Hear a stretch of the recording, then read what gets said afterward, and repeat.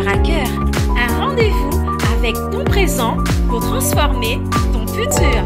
Cœur à cœur, parce que Dieu agit encore. Cœur à cœur, parce que Dieu agit encore.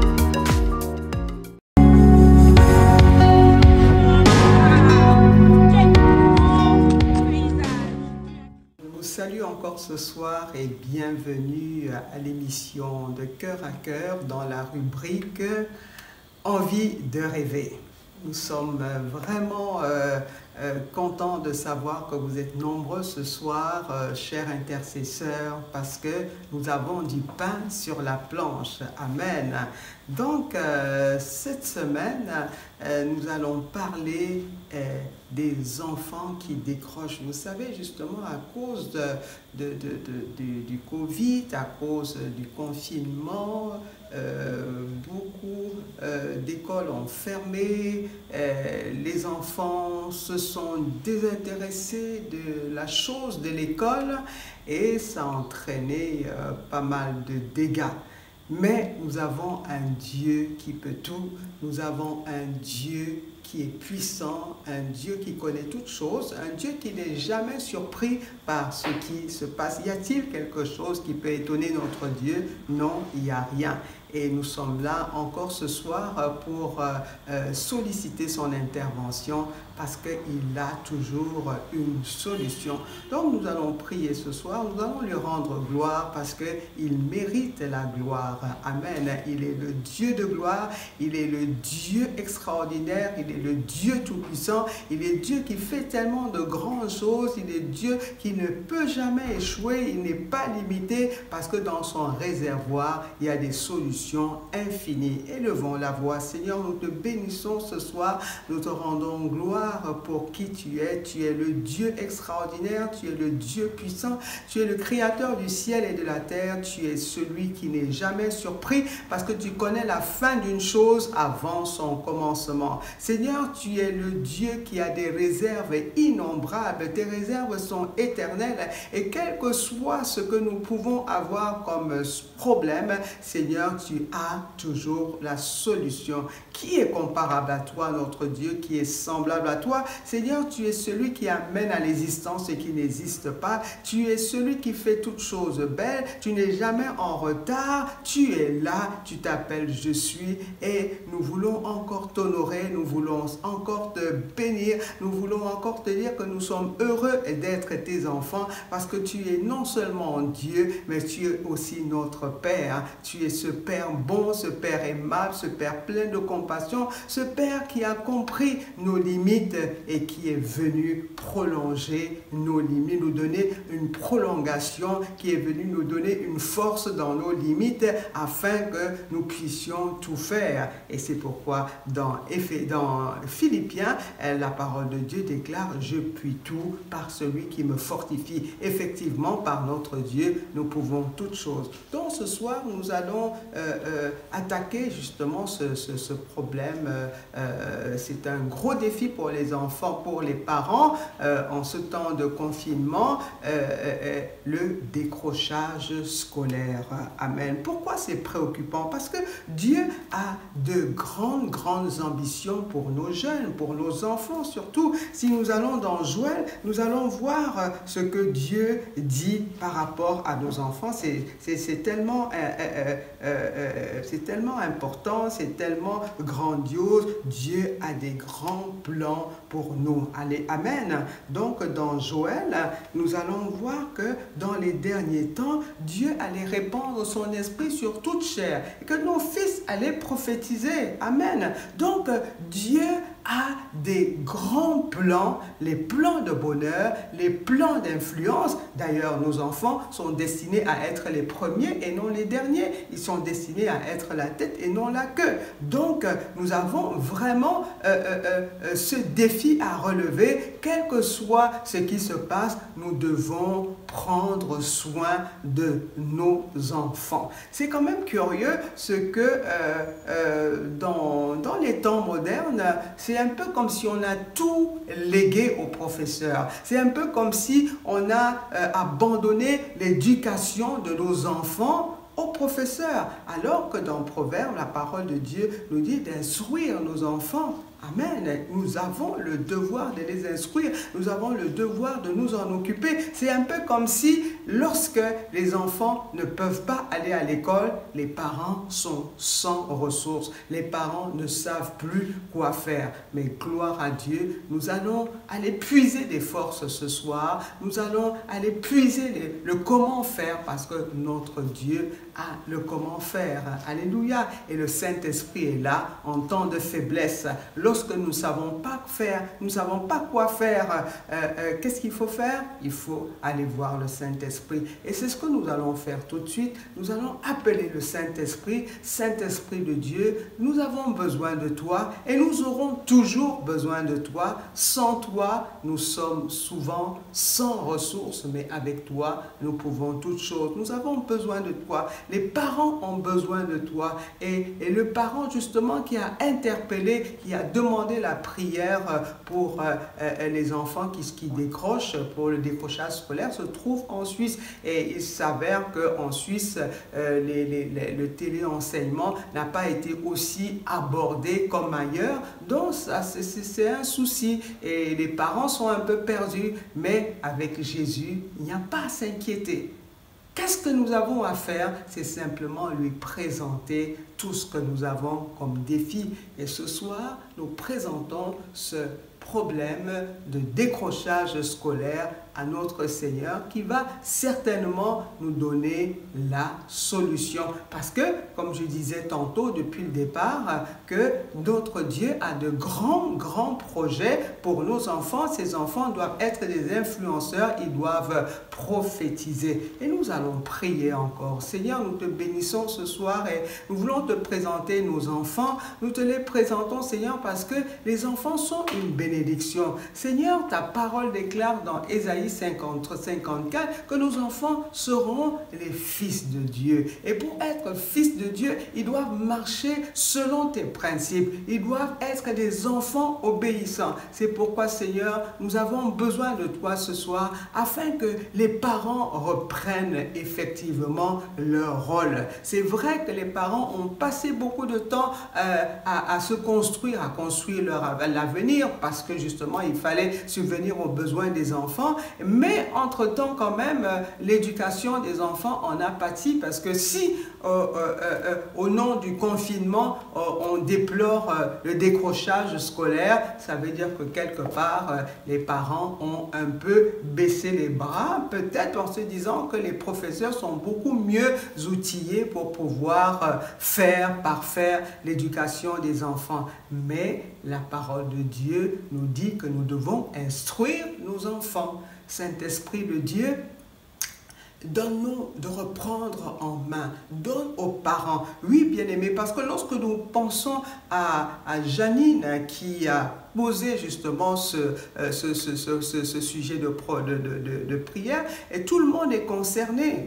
Beaucoup sont concernés. C'est pourquoi dans la prière, nous demandons au Seigneur de nous donner la force de reprendre les choses en main, reprendre l'éducation de nos enfants en main, reprendre leur apprentissage, leur apprendre la vie, leur donner des outils, leur donner des instruments importants pour pouvoir vivre. Parce que de plus en plus, la vie va être compliqué, les choses, il y aura toujours des difficultés, mais la parole de Dieu nous dit dans Malachie qu'il y aura la différence, c'est le moment de faire la différence entre ceux qui connaissent leur Dieu, entre ceux qui craignent Dieu et ceux qui ne le connaissent pas du tout. Donc, nous voulons demander au Saint-Esprit de Dieu de nous amener à nous appliquer dans tout ce que nous faisons, nous appliquer, plus que jamais appeler le règne de Dieu dans tout ce que nous faisons, dans nos pensées, dans notre subconscient, dans nos projets,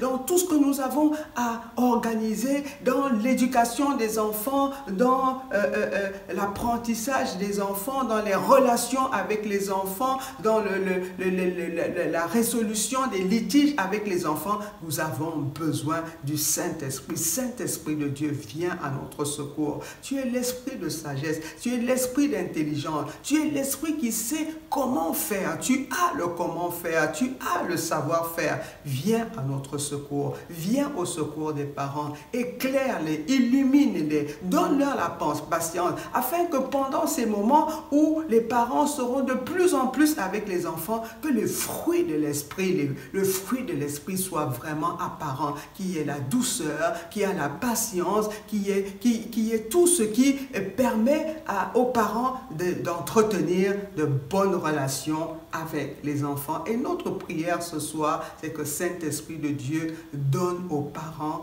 de manifester le fruit de l'esprit. Amen. Donc vous pouvez aller dans Galates 5, lisez tout Galates 5, vous allez voir justement ces fruits de l'esprit et priez pour que Dieu vous remplisse, que l'Esprit de Dieu vous inonde de tous ces éléments qui forment le fruit de l'esprit. Amen. Donc nous allons prendre le deuxième sujet de prière, c'est prier encore pour la famille, prier encore pour les couples, prier pour ceux qui vivent en couple. Donc, c'est pas que nous encourageons le concubinage, parce que selon la parole de Dieu, un homme et une femme doivent être mariés pour pouvoir former une famille en bonne et due forme. Mais le Saint-Esprit de Dieu qui connaît toutes choses va certainement amener les hommes et les femmes à construire des relations solides, en l'occurrence le mariage. Parce que, vous voyez, pour l'éducation d'un enfant, il faut deux personnes au moins. Le père a son rôle, la mère a son rôle, et les deux ensemble, et lorsque les deux savent piloter chacun leur compartiment, chacun sait piloter son rôle, vraiment on réussit, les pays réussissent à faire des choses extraordinaires. Et nous allons prier afin que les hommes, les femmes réfléchissent justement à tout ce qu'ils engagent lorsqu'ils décident de se mettre ensemble. Parce que certainement, dès qu'on décide de se mettre ensemble, un enfant peut arriver. Et lorsque l'enfant arrive, il faut assumer, il faut l'éduquer. Et nous voulons demander au Saint-Esprit de Dieu, Saint-Esprit de Dieu, amène la profondeur dans les relations entre hommes et femmes, afin qu'ils puissent voir au-delà de leur bien-être personnel, de voir un peu ce que leur union peut créer comme conséquence. Et dans la conséquence, il y a souvent les enfants. Et si ce n'est pas bien géré, si les deux parents ne sont pas là pour sécuriser l'enfant risque d'être perdu. Et plus que jamais, les parents doivent se resserrer et montrer aux enfants l'image de la famille. Parce que c'est la famille qui équilibre. C'est dans la famille qu'on puise les forces. C'est dans la famille qu'on prend l'assurance. Et vous allez voir que très souvent, les tares ou les défauts ou les problèmes ou les angoisses, les inquiétudes, tout ce qui peut influencer négativement ou positivement un enfant vient des relations qu'il a dans sa famille ou des relations qui sont entretenues dans la famille et notamment des relations entre père et mère. C'est pourquoi ce soir nous prions encore alors que les parents qui étaient à cause du travail, à cause des occupations, étaient pas très souvent ensemble, sont obligés de se remettre ensemble et à travers justement ces nouveaux rapports, ils doivent encore négocier pas mal de choses parce que vous savez, lorsque le père s'en va le matin, la maman s'en va le soir, ils rentrent le soir un peu, ils rentrent le soir sonnés, ils n'ont pas le temps de faire pas mal de choses. Bon, il y a un qui est fatigué et puis bon, ils se rencontrent pas beaucoup. Mais maintenant, ils sont obligés de se rencontrer au nom du confinement. Et ça demande justement la gestion des rapports. Ça demande beaucoup de patience, apprendre à écouter l'autre, apprendre à supporter supporter l'autre. Oui, la notion justement de se supporter reprend encore tout son sens et nous voulons prier pour cela afin que, comme Jésus le dit, regardons les autres un peu comme s'ils étaient au-dessus de nous. Ne pensons pas toujours que nous avons raison, que tout doit tourner autour de nous. Considérons les autres. Vous allez voir justement que Jésus dans Philippiens 2, il s'est humilié, il s'est tellement humilié, et c'est pour ça qu'il a reçu le nom au-dessus de tout nom. Amen. Donc apprenons aussi l'humilité dans ces rapports entre parents. Apprenons justement à faire parfois profil bas pour pouvoir sauver quelque chose. Et je vous assure que sauver l'éducation des enfants a toute sa place et nous devons tout faire pour que ces enfants croient encore à la vie et surtout que la vie c'est Jésus. Amen. Et c'est dans cette atmosphère d'entente, cette atmosphère de patience, de paix ou de savoir supporter l'autre que les enfants peuvent encore être attentifs à l'écoute de qui est Jésus. Amen.